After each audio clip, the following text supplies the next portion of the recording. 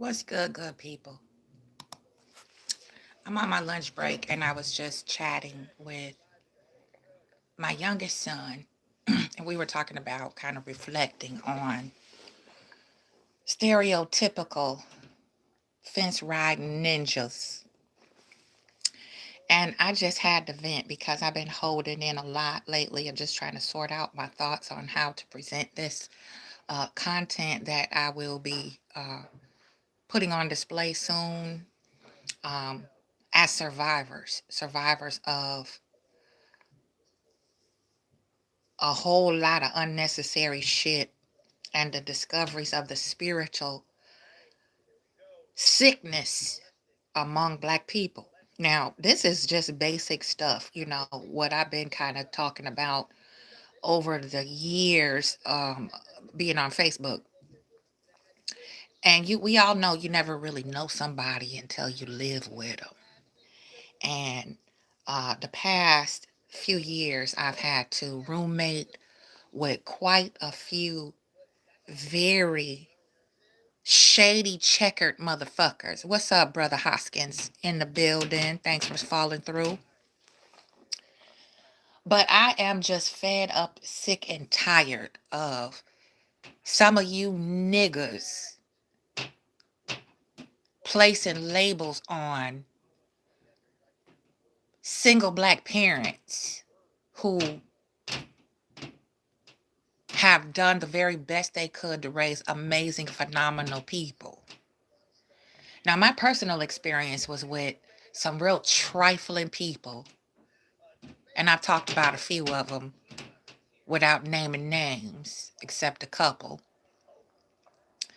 where, people think just because you might be down on your luck or you having a hard road to hoe and you come to them for help, like being homeless, for example, after the storm. We survived two hurricanes damn near in a row, and we had to share quarters with people. And a lot of times when people think just because you lost your home or you lost your car or you fell on hard times, that means you retarded all the way around 360 degrees. And me speaking as a mother and a woman, I'm not downplaying what single fathers have to go through at all. Because being a parent, period, is not easy. And to make the conscious choice to keep and raise and teach and mold your children into good human beings, that is right there in and of itself a hard feat to accomplish, because a lot of parents that are parents don't deserve no damn kids. They shouldn't have kids. But that's a whole nother story. Now, I've had to roommate with some people, and they were some nasty, filthy, disgusting individuals. And these are the type of people who always, just like I call fair weather Sunday type of niggas, throughout the week, they disgusting and dirty, vile and filthy, not just mentally, but spiritually and physically as well. The house unkempt. They don't properly bathe and groom daily, but on Sunday morning they can get polished up real good, find their best Sunday suit and their most unused Bible, their newest version of the Bible, and they head off to church without missing a beat. And on the outside they look perfect, but on the inside they're a damn mess. Now, I always taught my kids, be accountable, clean up after yourself. Don't uh, ask for anything more than what you need. Things like that. Be appreciative when someone is looking out for you and you don't have shit. You take what's given and be grateful for it until you can do better. Right. And then when we are on your own and you're providing for yourself, then that is when you have the allowance and the luxury of being selective. Okay. You don't never let nobody discount you or put you down just because you might not have all the resources that deem you a responsible person, like a car and a house. Because I know some people with cars and many houses who are very irresponsible, like the ones that I'm talking about today. You know, the majority of the people I lived with, they always felt the need to inject themselves and invite themselves into how I parent and my relationship with my sons. Much like my mama did growing up when I was raising my daughter. She felt the need to insert herself in areas that were out of bounds and she was out of order.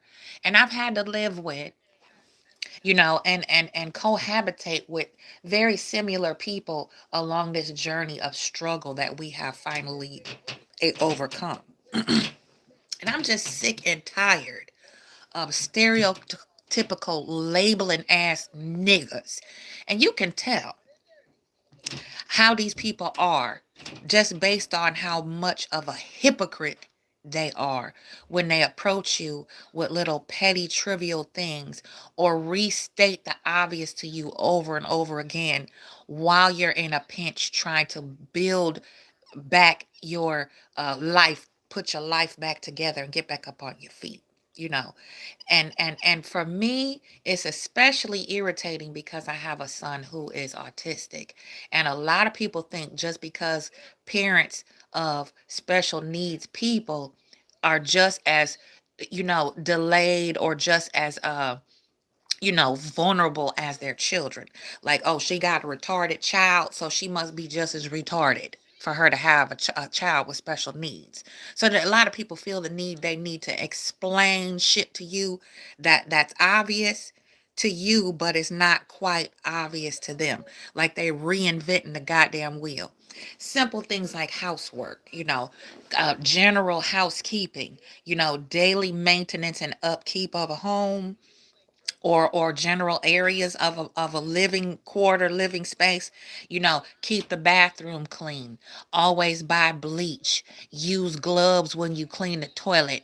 Shit like that, are not common knowledge among a lot of people. And when they see somebody such as myself and my family, we say, well, we do need a little place to stay, be more than willing to pay rent if you let us kind of tuck away in a corner, give us about 30 to 60 days to get our shit together, and we'll be on out your way. See, we house guests that know how to fucking get the fuck on. You see what I'm saying? When we accomplish our goal. Now, I've had people do everything from trying to sabotage my daily activities and my daily routine with my family to distract and detour us from meeting our goals and accomplishing the mission of getting back up on our feet to be self-sufficient. Now, I thought that was what was applauded and what was expected of an individual who asks for help. The help that is given to you, you use it accordingly. Place your time wisely, prioritize your responsibilities, and yes, get the fuck up on out my house when you get that done. See, we never were really able to quite get to that point with a lot of people that agreed to house us, and they turn around after they spoil the soup, so to speak, after they fuck up the program and the agreement that they expected us to adhere to by sabotaging shit. Then they turn around and play the victim and want to spread your name and drag your name through the mud and tell everybody how trifling you was and how you just was lazy and didn't pay no rent or do anything to add to the household or add to the taking care of the responsibilities. Had this happen to me quite a few times, even by motherfuckers who I let live in my home with me, who didn't pay a dime of rent. But when it was time for their ass to finally go, they had to try to pour salt and assassinate my character as if I mistreated them by asking they trifling ass to leave after trying to disrupt my entire household and destroy the inner workings of my family. Just place that in reverse with us staying with others who where we paid our way and met dotted every I and crossed every motherfucking T, who turned around and because they got cussed the fuck out and I resisted allowing somebody to bully me and my family where we lay our head and pay rent, then in turn I became the villain, although I did nothing to vilify myself or my motherfucking family. These are the type of niggas who have low expectations of you just because you have fallen on a hard time down on your luck temporarily. These are the type of stereotypical motherfuckers who are programmed to expect the worst, and they will do anything, stoop to any low level to sabotage you in your quest of regaining your self-sufficiency and independence. A lot of people think that you are at their mercy just because you live with them and help them pay their bills. They think just because you don't have a car, you don't have the wherewithal to use your faculties and common sense and figure out how to navigate your way around strange terrain. And see, all of this is really very shocking and very awe-striking to a motherfucker who is stupid, right? To a person who they themselves cannot find their way and figure their way out of a brown paper bag if it's wet. But they have so much pontification, they have so much delegation, and they have so many helpful tips, hints, and clues, and fucking blues clues, picture pages to offer you. But their mess is in a shambles once you see behind those closed doors. You never really know somebody until you live with them. Remember that. Be careful who you engage yourself with, who you link yourself to, and who you fall in love with and marry and partner up with. Because you never know somebody until you live with them. I had one young cat who tried to get at my daughter. It didn't work out. I guess he wanted to date her or whatever. She really wasn't feeling him. So Hurricane Matthew was swiftly on its way. The town of Fayetteville was damn near underwater by the time we finally reached a place of safety. Okay? So this nigga let us stay with him for about a month and a half. We made an agreement of how much I would pay toward our stay, upkeep, maintenance. We supply our own needs, just like anywhere else. You got to pay to play. Ain't nowhere free, and you can't live nowhere free. We know this. So I had a very good income, and all I needed was a land connection, a Ethernet connection, so I could perform my job duties, stack my money, and get the fuck on. And this nigga did everything under the sun, from accusing me of stealing his nasty, filthy, stinking, unwashed drawers, his cholesterol ridden food out of his disgusting, moldy refrigerator, and had us living up in a home with the carpet was so soiled with pet waste. We had to shampoo the carpeting in the area that was designated to us before we even placed our belongings in there. Now, am I grateful? Yes, I am, because that kept us safe from a lot of things that could have happened to us during that hurricane, right? And just before. Now, because we were efficient, because we were responsible, because we had our own details figured out and we did not include him or invite him. This the type of nigga that feel like they can inject themselves into a woman's life just because she has adult sons flanking her. For some kind odd reason, a lot of stupid ass black men think that we coddle our sons and we are enabling them to be weak when they are adults, and we don't put them out ass out on the street before they're ready and prepared for the world. See, that don't make a weak son. That makes a wise mother to know that a black man heading out on his own needs to be prepared, not just financially, but spiritually as well as physically. Okay? So I'm sick of you motherfucking niggers who think and also raise kids just like you to grow up to be just as hypocritical as you, to think that just because a person might make their money a certain way, might fall on hard times, might be down on their luck for a period of time, that somehow equates to the mentality of that same individual being of a low frequency, or somehow we dumb as fuck because we found ourselves displaced by a goddamn natural disaster. which happened to hundreds of thousands of people. Why do people think just because you don't have a home or you don't have a car means somehow you stupid? How does that translate into me being dumb after a whole storm swallowed up our house?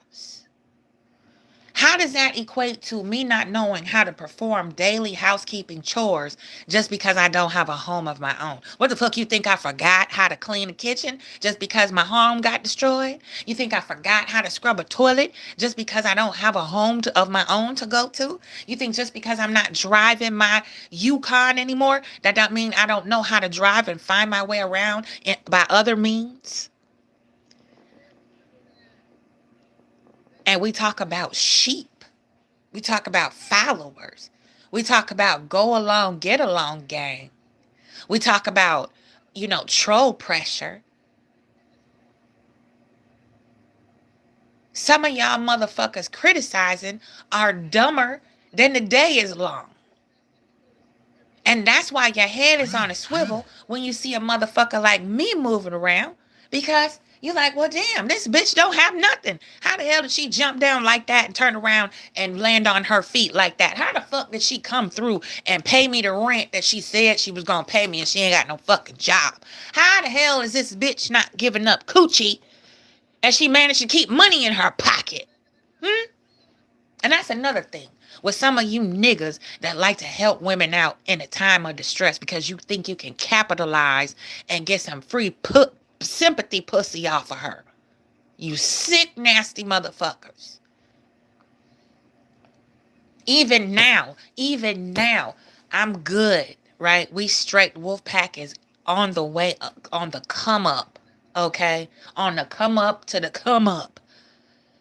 And I still got niggas thinking they can inject themselves into my life, into my affairs, into my relationship with my sons.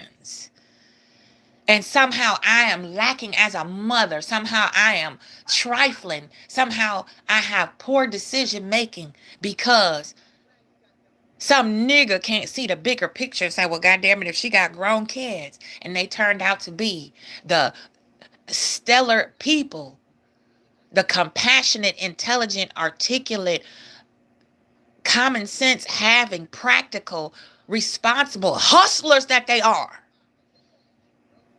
After going through all that shit, being homeless, all that shit of having my autistic son kidnapped illegally by social services, racism and white supremacy in full effect, Jim Crow.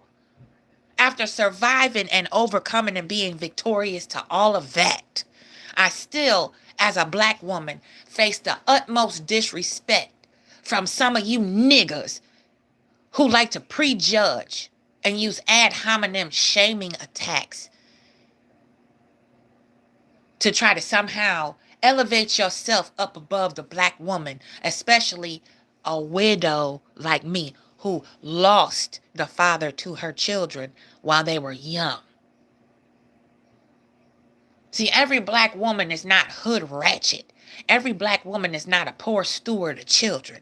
Y'all listening to these goddamn devils in blackface so much, it's starting to trickle down over into reality where I'm starting to hear real live niggas walking around repeating everything these bitches say online with they bitter, deplorable, domineering, hood ratchet antics.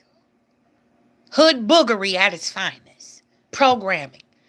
And look at the fall. Look at the fall of all these so-called conscious community leaders. That's why I said many moons ago, the black community don't have no damn leaders. We don't have no fucking leadership because everybody trying to go along to get along and jump on the fucking bandwagon and not go against the grain because they too much of a coward to stand up and stand out and be different. Everybody's a cookie cutter nigga. Well, I'm fed up with it. I'm sick and tired of these motherfuckers coming for me and the sisters I know who happen to be upstanding, strong, brilliant, fantastic mothers out here doing it alone. And all I hear is a bunch of hot air and rhetoric from a bunch of fucking know nothing ass niggas who have the gift of gab and community dick to spread around to any unsuspecting, innocent, naive, stupid, dumb bitch. Why don't y'all just be honest and say you don't like intelligent black women? Why don't some of y'all just be honest and say, you know what? I really can't handle somebody who is irrefutably intelligent, who has a practical head on their shoulders. I can't stand a smart black bitch, because that's just how white supremacy treat all of us, male or female. As long as you black and intelligent and you know your rights and you know who you are and you know your house, Blackfoot Native American, and you know where your roots are, then you dangerous to them because you cannot be controlled. No different than you niggas on and offline who always want to pontificate to a black woman, or vice versa. Y'all bitches do it too. Pontificating all this shit to a black man, and your life and your house is in shambles. Your spirit is rotten to the core. Your spiritual aura is filthy. And you walking around here operating out of your lowest of low selves, the sacral kundalini chakra. You lustful, envious, Leviathan infested motherfuckers. You. I just had to get that up off my fucking chest. I'm tired of you stereotyping ass niggas. Because I bust my ass for 32 years as a mother, and nobody handed me shit. And a lot of years I did on this here YouTube for free. And some of y'all niggas even had the nerve to try to come at me through the back door on this motherfucking YouTube app. Trying to defame my name, trying to sully my character, trying to expose me like there's something to expose when I'm transparent. No, it's the intellect. I wish y'all motherfuckers would really keep it real, you bitter ass motherfuckers. Keep it real. I just want a dumb bitch. I want a motherfucker I can control. I want to speak and talk the talk, but I don't want to walk the walk. I want to say what I really want, the ideal black woman or the ideal black man. Oh, I love a man with a good head on his shoulders. Oh, I love a woman who don't complain and can cook and keep herself together and got an education. And then as soon as the universe drop that motherfucker off right in your path, what do? Because of your own insecurities and your own lack of self-control and lack of self-worth, you have to try to control what you don't understand. You have to try to control those qualities within that other person that you wish you did possess. Fuck y'all. I'm sick of this shit. And we always talking about black power. We love the black woman. We love the black man. And we got people being mowed down daily. Multiple times a day we losing black life. And what are we doing to each other? The infighting is just growing. So I'm all over the place right now. I'm on my lunch hour. I gotta go so I can eat, so I can continue to chase this fucking bag. For the 3 people watching, one love, I love you. Thank you for stopping through. I'm out. I might be back later to finish venting this up off my spirit. Until then, I'm out.